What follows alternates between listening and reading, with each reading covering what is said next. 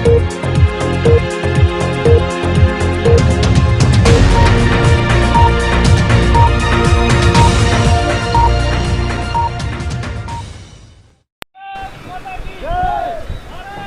प्रदेश के प्रदेश उपाध्यक्ष व रीवा संभाग प्रभारी श्रीमती रानी अग्रवाल जी का प्रथम आगमन मैहर पर पुष्पेंद्र सिंह के नेतृत्व में भव्य स्वागत किया गया।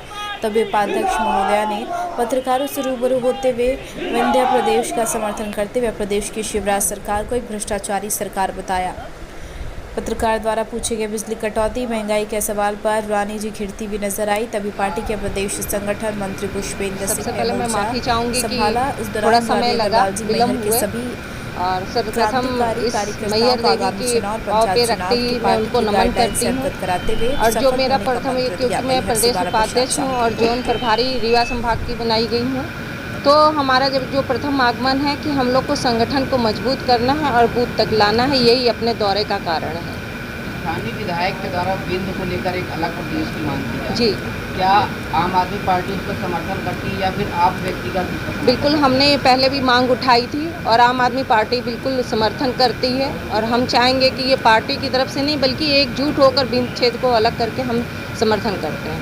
आने वाले समय पर नगरीय निकाय के चुनाव होगा जी, उसको लेकर पार्टी क्या तैयारी? बिल्कुल, हम बिल्कुल तैयार हैं क्योंकि बीच में कोरोना काल आ गया था, शायद मध्य प्रदेश ने नहीं किया सरकार ने, और जब हमारी पार्टी पूरी तरह से तैयार है, हर बूथ बन चुके हैं, हर वार्डों में नगर निगम में हमारी पूरी तैयारी है और पार्षदों का भी चयन लगभग हो ही चुका है। जब चाहें जब चुनाव हो सकते हैं, हम सब तैयार हैं। जिस हिसाब से महंगाई दर इतनी आज के डेट में बढ़ रही है, पेट्रोल महंगा है, खाने के तेल महंगे हैं, अन्य चीज़ें भी ऐसी जो डेली रूटीन में है, वो तमाम सारी चीज़ें महंगाई चल रही है। इस पर आपके पार्टी की गाइडलाइन अनुसार क्या कार्रवाई की जा रही है और क्या प्रदर्शन है इस पर? बिल्कुल, आप सब जानते हैं कि इस कोरोना काल से जनता इतनी त्रस्त हो चुकी थी, लेकिन सरकार 70 सालों से ही बोल रही कि महंगाई को कम करेंगे, लेकिन आज देखिए डीजल कहाँ पहुंच गया, पेट्रोल कहाँ पहुंच गया है, और गैस रसोई जो हमारी माताएं बहनें चलाती उनका रेट क्या हो गया है।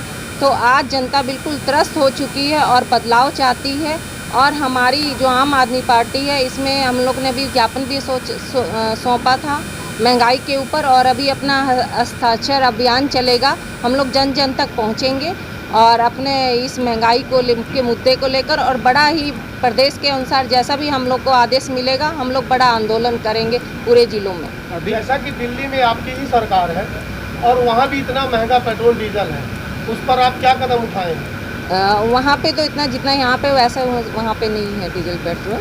इसमें दरअसल क्या है कि जो केंद्र सरकार की तरफ से जो टैक्स लगाए जाते हैं, मेन जो अभी 230% जो है अपन दे रहे हैं डीजल और पेट्रोल के जो टैक्स दे रहे हैं, तो बेसिकली जो महंगाई है डीजल और पेट्रोल पे वो केंद्र सरकार की तरफ से हैं। और हमारे जो चाहे वो जो दिल्ली की सरकार है उसकी तरफ से हमारे ऑलरेडी बहुत से टैक्सेस कम हैं, उस पर हम जो रियायत दे सकते थे दे रहे हैं। उसके आगे की जो रियायत देनी है वो केंद्र सरकार की जवाबदारी है।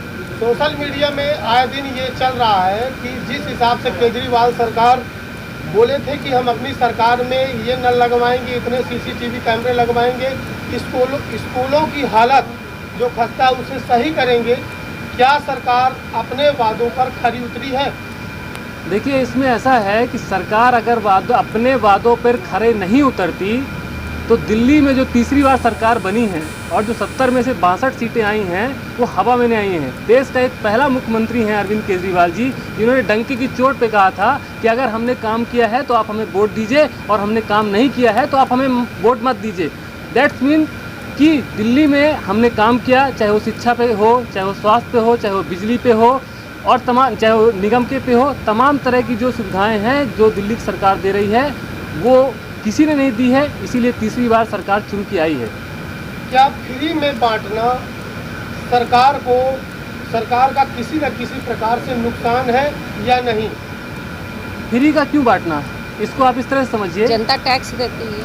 आप एक जो आपके जेब में कलम है ना, पेन, जिस पर आप लोग चलाते हैं, सरकार को गिराते हैं, सरकार को बनाते हैं, उस पर भी वो 5 रुपए की पेन आती है ना, उस पर भी आप टैक्स देते हैं। और उसी के टैक्स आपके ही पैसे का जो हम रेवेन्यू जनरेट होता है सरकार के पास जाता है, और हम जो है उस पैसे का उपयोग करके आपको मूलभूत जो सुविधाएं हम दे रहे हैं तो उसमें क्या नुकसान है? बावजूद उसके अगर हम दिल्ली में बिजली फ्री दे रहे हैं, पानी फ्री दे रहे हैं, सरकारी स्कूलों की व्यवस्था सुधार दी, सब कुछ सही कर दिया, उसके बाद भी अभी हमारे दूसरी तीसरी